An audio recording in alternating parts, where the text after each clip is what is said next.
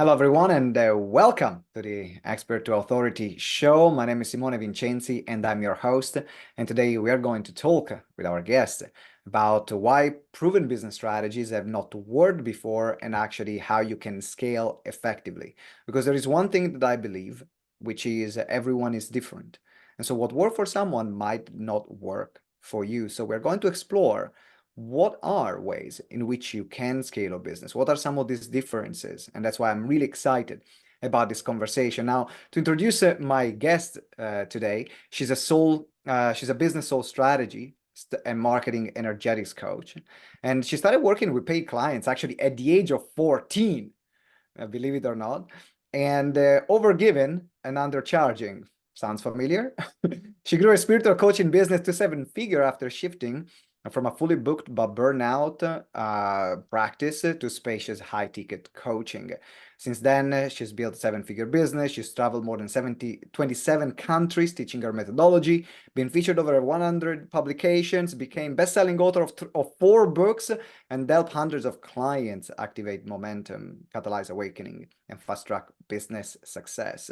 What she specializes now is helping online coaches dramatically increase their monthly income by $10,000 or $100,000, all without the added pressure, sacrificing personal well-being or succumbing to the dreaded burnout. So without further ado, can you please help me welcome Eugenia Oganova. Eugenia, good to see you here. Oh, thank you for having me. This is going to be a fun conversation, I can tell. It is. And first of all, I would love to start just talking about framing a bit the topic of this conversation, because you mentioned that not everyone will have the same way of scaling a business. What makes you say that? Because from the perspective that I come, there is differences in how we each are built. And in order to explain that, I have to back up a little bit. Like you mentioned that I started working at 14, and to most people that sounds just kind of crazy, but how can you be a coach at 14 years old? The reason for that is because I was born clairvoyant. So I could see timelines, possibilities, I could see people's energies. And I was able to connect that to helping somebody figure out who they are, in like what they meant to do in their life and how to do it in a way that fits them the most. And a lot of my clients ended up owning their own businesses. It just kind of happened this way. So me applying my ability onto their business translated into finding a way to do business for each person that was unique. That's how I eventually ended up with my methodology on understanding one's soul design. That's what I call like how you build is your soul design. That is something that is uniquely yours based on a lot of factors, from like how you came into this lifetime, like essentially what are your skills that are innate, what are your expertise and superpowers that you brought in, and also what have you learned and what kind of issues maybe you have had in this lifetime. Combination of all of those together and applied onto business makes each person very unique. So there's so many business strategies out there, and I think that there's this prevalent misconception out there that we have to do this specific way. Like, if you're a coach, let's say you scale by having a group program and having like more support coaches, or by hiring a team that will do your sales for you so you can do more sales calls or something like that. And these are tactics that work for some people and they also work for some markets, but they don't necessarily always align with each person. So then what ends up happening is we feel like we're twisting ourselves into a pretzel and burning out. And I hear this so often from people who are right at that edge of like, oh, I'm almost at 6 figures and I want to go further. And like, how do I work even harder? I'm already like working 24/7. I'm hustling so hard. I'm trying this, I'm trying that. At this point, usually people try evergreen. They try to do something that they can just like set up and forget. And when that creates a different issue, in a sense, the different issue is that it showcases to you anything that you might have not clearly known as how you positioned yourself in a marketplace. Because if you position yourself incorrectly based on something that maybe you were taught you're supposed to do, but not necessarily true, then as soon as you go from like, this is just the business I have, like my hustle, into I'm going to now try to scale that with something evergreen, you're going to run into that showcasing every little thing that was not working, because hustle is not scalable. You actually have to modify your business and know what you're putting somebody into that is aligned to who you are. And I know it kind of sounds a little esoteric, but in reality, it is, are you actually aligned with the vision of your business? Are you actually aligned with the energetics of your business? Because some people like to, let's say, have one-on-one clients, and this is, let's say, energetically their best way of working with someone. And they would get advised that, well, that's great, like up to maybe 50,000 or 60,000. But if you want to go to like 100 and more, you can't have one-on-one clients, which to me is not true. You can have one-on-one clients. You can have $1 million income at that. You just have to have clients at 100,000, let's say. So Yeah. everything is possible, but you need to start thinking from the angle of what is it actually that fits me. I'm curious to know, how did you find your way? How do you find what fits you? How did I find my way? Well, as you said earlier, I started by essentially having a fully booked but burnout practice. I was doing one-off sessions that were very low fee, but a lot of them. And I was actually charging like the most among the people who were doing that at the time. But it's still like I would work 12-hour days, 6 days a week. And I did that for years, like 15 years. And I'm very good at what I do. And I was booked years ahead, actually. Like it was very hard to get even on my schedule. But even though I was doing my sole purpose, even though I was working with the people I love, I was like having no life. I was burnt out in the middle of all of that, because it was just, this was my life. Just, there was no other life. Nothing else was happening. So at some point after I burn out, and actually in a third burnout, and my one of my books that just got published, and this is where I realized I have to walk away from this. I can't do this anymore. So at that time, I even had travel company. I was taking people all over the world and teaching in different places. So there was a lot happening, many kind of activities going on at the same time in my business. And I felt like that doesn't suit me. And you know, when you do soul searching, you start to figure out what is it you're missing. And what I was missing is the very thing I was teaching my clients how to align to their unique way. I was not doing. I was just kind of ignoring my own advice. And my own advice would be to realize what I like. And what I like is actually working with fewer people and going much deeper than what I was doing when I was working with larger audiences. I mean, I had thousands and thousands of clients, but I was able to only go as much as one appointment essentially Of could course. bring me. So when I reassessed, like what would be more aligned with me, it wasn't to have bigger and bigger audiences, which is what I was trying to do before. It was actually more like, I don't want a bigger audience. I want to be known for what I do with a very small audience, and I want to work with people who are leaders versus the people who I help directly. I want to help leaders who then help their communities. So it's shifted into, okay, I'm naturally designed to work with leaders because that's my skills and I'm already a leader. So I know the troubles and tribulations that leaders go through intimately, especially leaders, entrepreneurs, somebody who have big communities, because I've had it and I understand all the possibilities of what could happen in there. So I readjusted on focusing with someone that is more of the level that I want to work with. My packaging changed. I went from one-off sessions into larger packages. My pricing, of course, changed. And with that, I was able to get to multiple six figures and then seven figures and further by just having very few clients, maybe 20 clients a year or something like that. So, of course, as that business grew, it also ended up with other programs. So now I have many variations for different levels of people. But that the understanding came from burning out and looking for what would actually fit me. And I think a lot of times we don't give ourselves permission to trust that what would fit us does exist.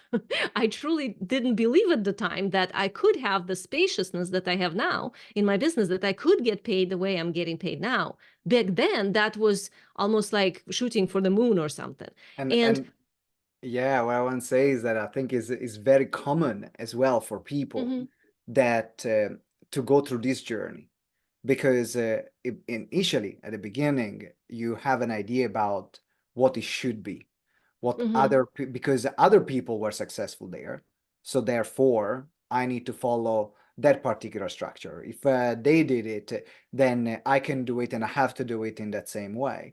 And what I'm curious to know, because we are talking about alignment, and I have a question, which is a curiosity. In your opinion, is alignment static? So it means that, you find the way that you have aligned your business and you've done it, or does it evolve over time? For example, what is aligned for you right now might not be aligned for you maybe 5 years down the line, 6 years down the line, 10 years down the Yeah. line, because we evolve as well. What is your view on that?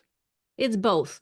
There is an initial alignment that is true throughout your entire lifetime. That's based on your energetics. So if you're, let's say, the type that, like I'm a batcher and I'm a type A, so I'm go, go, go person. So that means I can dive in, and somebody could probably relate to what I'm saying. Like if you're that type, you can dive in and do something a lot for a short period of time, like a sprint, but not a marathon. So I could record 20 videos at once, and then I don't want to record them for 2 weeks. I can like do a lot of like write 5 emails and then not write them for the rest of the week. That's a certain type of energy that does not change in your lifetime. So whatever your energetics are, that's it. Maybe instead you're an inspiration type. That means that when something happens, like universe stars align, suddenly like magic happens. So those types of people need to prioritize like going live or writing content or whatever it is that they want to do for their audience in the moments when they are in that inspirational spark, which means, dinner doesn't happen, family gotta go, like whatever, you have to close the door, go in your office and do that, because if that's your type, you have to catch those moments when magic happens, because otherwise that type of a person cannot sit down and just like make themselves write an email. It will be crappy. So you have to follow like how you're built. Another type could be somebody who is like, I call them steady as she goes. So it's like one step in front of the other. They need to do something regimentally every day. And as long as they do that, they feel very grounded, they feel good. So those are the people that would be like posting every day, but actually writing the email and then posting, or, showing up somewhere with their clients every day. Like they like to create programs when they are in that constant interaction. There's some types that are natural networkers, and they like to communicate with people in a lot of different ways. I'm the opposite of a network. I'm a presenter. So I'm the one that I could go somewhere and talk to thousands of people, but don't ask me to do small talk. I cannot do that. So it's like every personality is wired differently. That part does not change. So that alignment is something that you just are. And the more you understand of how you're built, the better you can align your business to it. The second part is the alignment that's based on your personal evolution. So that would be like the phase of your life. So somebody could be in a phase when they're in self-discovery. Well, that would be where there's probably a lot of creative energy flowing and offers might change. Somebody might be in a phase when they already mature in what they're doing. They know their expertise. And now it's more about diving deeper into it. And then that might remain the same for a long time. From my perspective, though, if we align that with business, it's not the most beneficial thing to promote your offers, because the offers change with that secondary alignment. So that means every couple of years, or even for some people every year, or for some people a few months within a year, they keep coming up with a new offer. And to me, that's not something that's scalable, because if you constantly have to create something new, that's a creativity going in the wrong direction. So somebody who's creative, they might be thinking like, yeah, but I might not be aligned with this offer 6 months from now. Well, but you also can't scale anything if you're not going to be aligned with it in 6 months. So my solution to that is to come up with a unique methodology that you can forever promote. That methodology is based on the first part, an alignment that doesn't change. And the more you do that, the more you have a continuation in what you're doing. That could be presented in different offers. Like you can teach your methodology from this angle or that angle, and those things are kind of behind the scenes. Then even if you 2 years from now have to change your offer, which of course you might because you're evolving, it doesn't change your whole business. It doesn't change your entire marketing, and it doesn't change whatever evergreen funnel maybe you have created, because you overall promoting the same vision. And the vision, the idea as to where you're going, that like what is in it for them, kind of a basic way of thinking for the client, that it's not about whatever it is you think you want, but what is it that they're gonna get, but where are you going and why, combined together. Like what you do for the client is not mechanical. There's a bigger aspect of that. And why you do what you do is also not just like, oh, so I get paid or so I help this client, but what's the bigger picture? Why you're really doing it? And I think a lot of times people think of a vision like, oh, I want to, I don't know, impact 7,000 people, in 10 years or whatever. That's not what I'm talking about. I'm talking about like, why are you as a human being choosing to invest so much time and effort and energy in your business? Besides the money, besides the helping people, like what's your personal agenda? Understanding that and pairing it with the larger view of the client creates the vision that actually could be part of what you're promoting continuously. So then your business doesn't have to change every 2 seconds. Right. So then there's a marriage between your vision and the vision of the client, alongside your signature energy. What is something that is within you that doesn't change, that is part of who you are, and it will be part of who you are for the rest of your life. I was curious, particularly about this topic, because I've been studying alignment for the past few years, and every month I'm questioning: am I aligned? Am I taking aligned actions? Am I running the business according to what I enjoy doing the most, the biggest value that I can bring, some of my personality traits, and so on? Or what do I need that is missing in order to scale in this way? Because I know that I will go for this part, but there is another part missing. So I need someone else or something else to help me out. I wanted to take a moment now to direct everyone, because you've heard now Eugenia for a few minutes, and if you feel inspired, check out the show notes. There is a link that says expandyourwellcapacity.com. So it's expandyourwellcapacity.com. The link is in the show notes. There are incredible resources to help you attract higher paying clients and also go deeper into the method that Eugenia is talking about. So make sure that you check it out, and it's expandyourwellcapacity.com. I have a question for you now, building up on this, which I can hear already someone is watching or listening, that they're saying, okay, that's great, but where do I start finding it, finding my signature energy, finding my aligned path? I don't know. Where do they start? Well, again, I have to back up a little bit to explain this. From my perspective, when we are born, we kind of come in with two suitcases. One is all our gifts and superpowers, and another one is all our issues and lessons. So that's kind of where you start. Like literally take a piece of paper, divide in half, and on one half, write all the things you think are awesome about you. Like just free flow. If you don't know, ask your friends, they'll tell you. And those things are usually not very tangible. It's not about like how well you can cook something. It's more about like, oh, people relax in my presence, or I can always tell the truth. Like one of my superpowers that I can always go to the root of the problem. Somebody can tell me something, this big story, and I'm like, no, that one. that's the thing to fix. So that's a superpower because it's not linear, not logical. I just know. So we all have these kinds of things. Maybe your friends and people around you tell you secrets.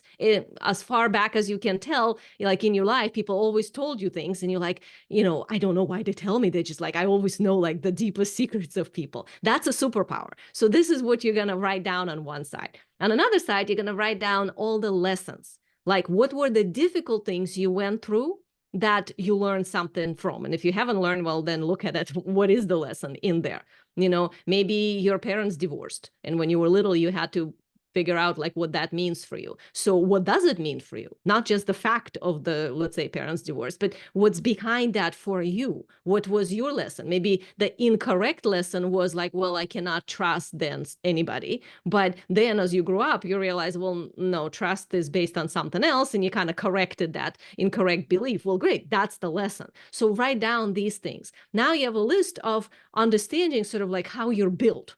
Okay, you can see what are the superpowers, you can see what you've learned.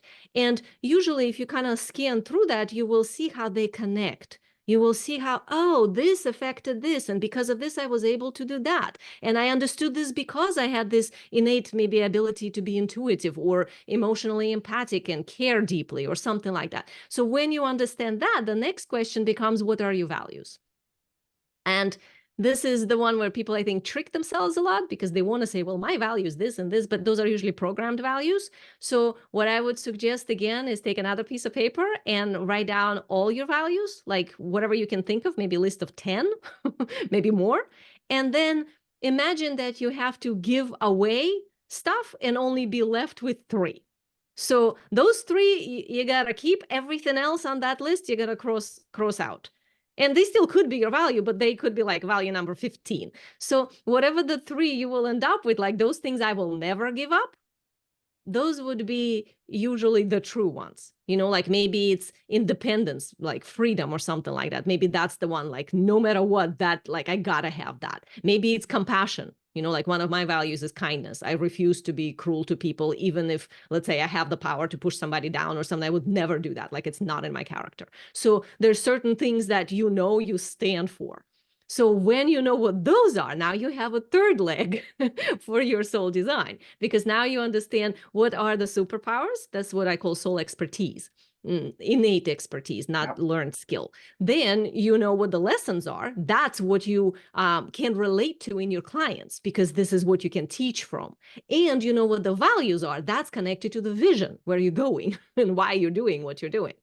Putting those together, that's how you know, like, okay, this is what needs to be in my business. This is what I need to be speaking in my marketing. This is what my offers need to be oriented towards. Because, you can be doing something like, let's say, helping somebody lose weight or speak better, like a public speaking, or maybe you're designing websites, like whatever your business is. But if your superpower is, let's say, ability to emotionally tune in and feel the person, well, that might not be directly connected to what you do, but if that's not in your marketing, you can't really scale that past 6 figures. It's going to flop. It's going to lead to burnout. So you need to understand, like, okay, how can I put that in? Maybe you are the most empathic web designer because you can have a conversation with your client and just feel what they need the website to look like when you like talking to somebody who maybe doesn't even know color theory, So there's certain pieces of this that always could be connected to what you do. And the same thing with vision.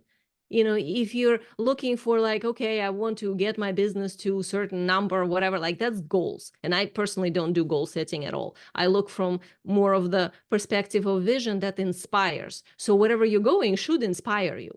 If instead it feels kind of like, okay, then when I get there, I'll be okay, watch for those if-then statements. If I get to 6 figures, then I will be, I don't know, safe.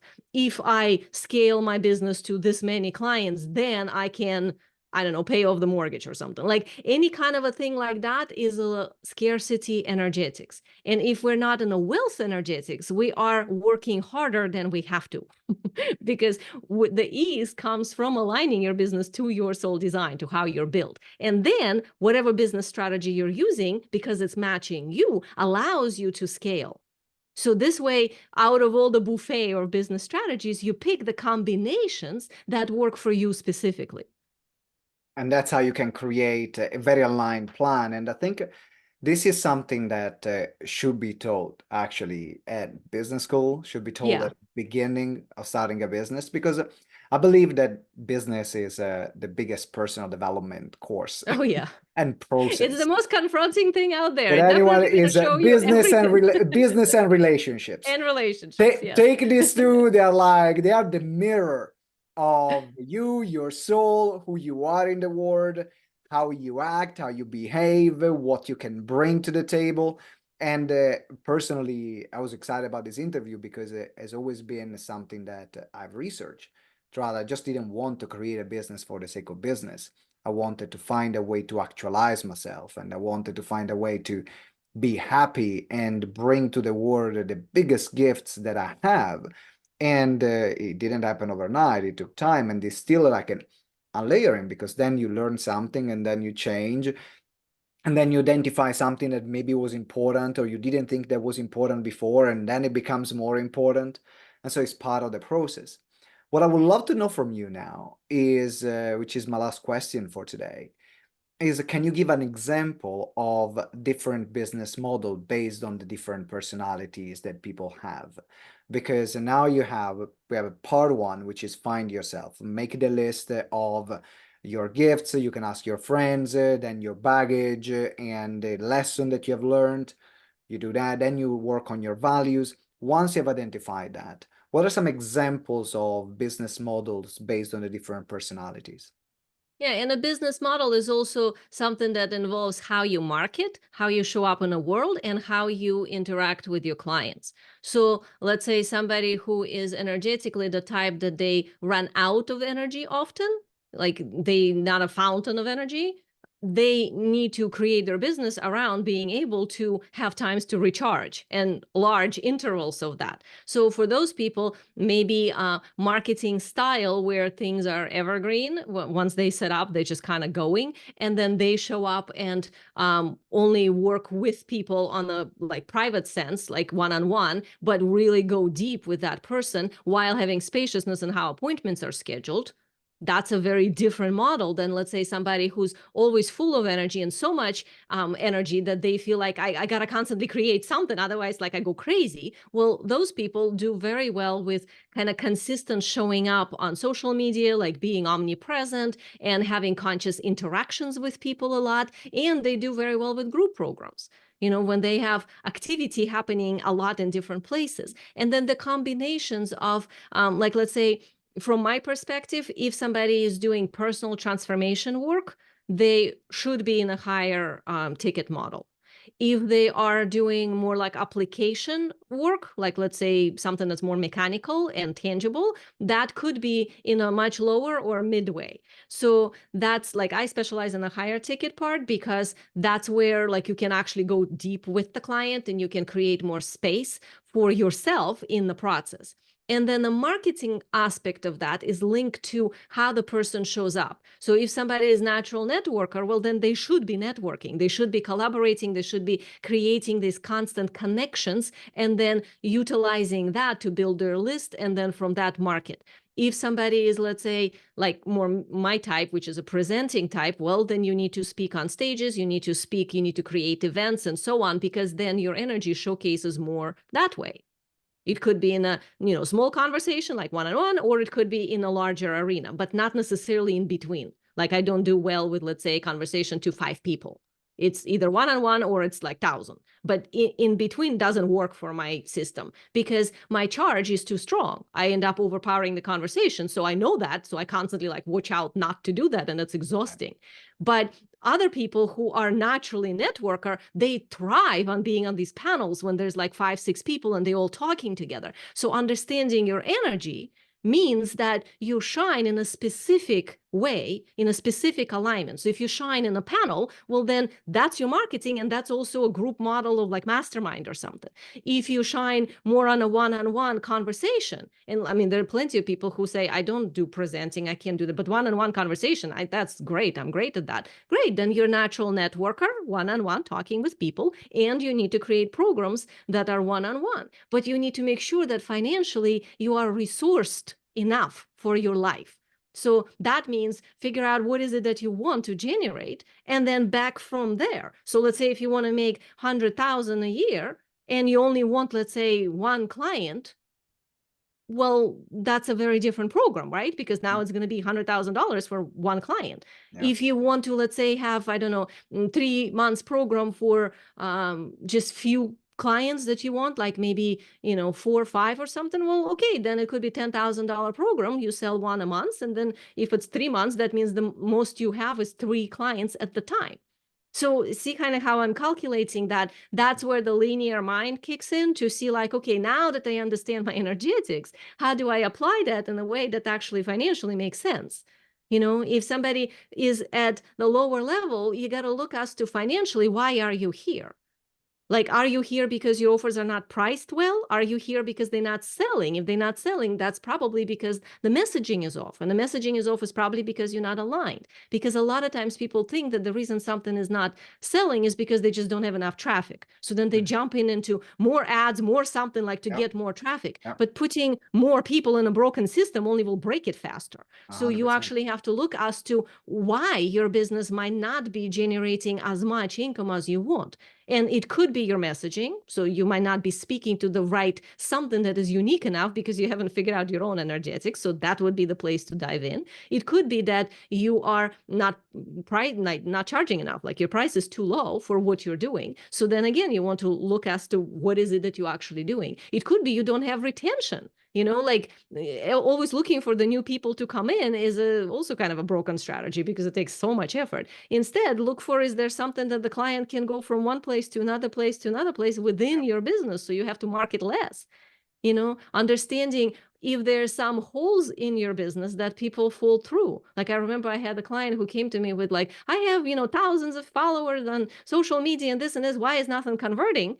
And it's like, well, okay, you have so many holes. You had this initial something, and if they said no to that, there was nothing on the back end.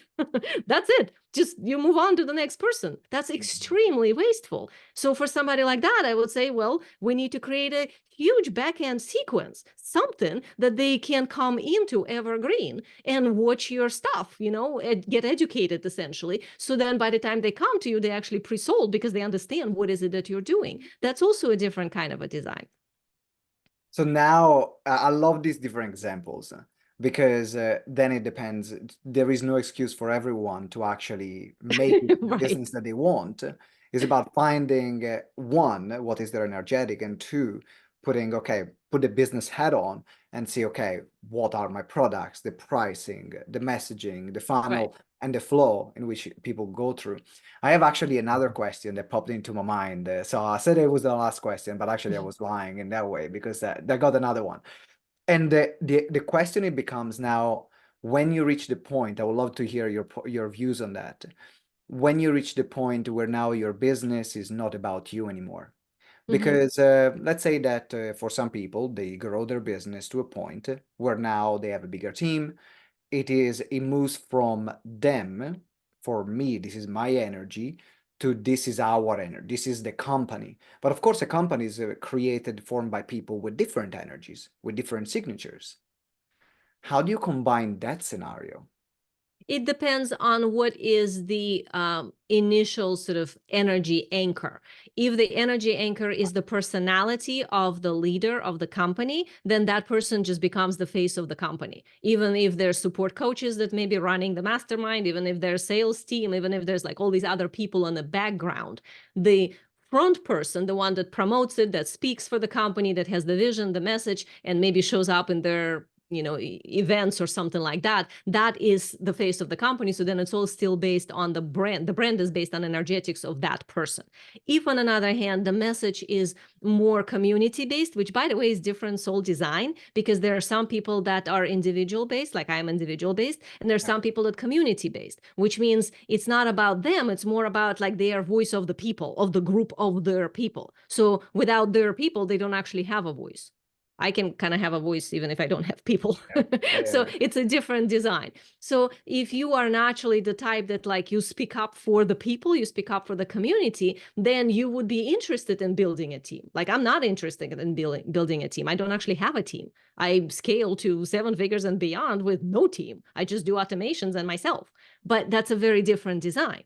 If somebody actually wants a team, they want to collaborate, they want to have these people in their world all the time kind of supporting, so they all go together towards something, then instead of the brand being based on energetics of you, it becomes based on the energetics of the vision.